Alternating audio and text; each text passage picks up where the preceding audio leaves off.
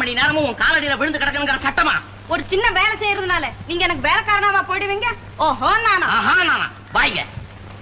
உங்க அப்பாவை பாருங்க, உங்க அம்மா சொன்னபடி எல்லாம் கேட்கல, அதுக்காக அவர் இந்த வீட்டு வேலைக்காரனமா ஆயிட்டாரு. ஓஹோ நானா? முதல்ல நீங்க எனக்கு புருஷன், அப்புறம் தான் உங்க அம்மாவுக்கு நீங்க புள்ள.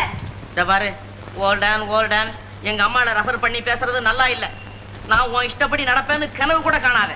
அப்படி நீ கனவு காணறதா இருந்தது, இன்னையில இருந்து தூங்காத. நானும் ஆம்பளைங்கிறது ஞாபகம் இருக்கட்டும்.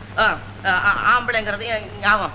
நானும் ஒரு பொம்பளைங்கிறது உங்களுக்கு ஞாபகம் இருக்கட்டும். ஆமா, நான் சொல்றபடி நீங்க கேட்கலன்னா நீங்க சொல்றபடி நான் கேட்க மாட்டேன். இல்ல நீ வந்த நாள்ல இருந்து உனக்கு வாய் அதிகமா போச்சுது. என்ன குரங்கு மாதிரி ஆட்டி வைக்கிற. இருக்கட்டும், நான் உன்னை விசாரிச்சுக்கிறேன்.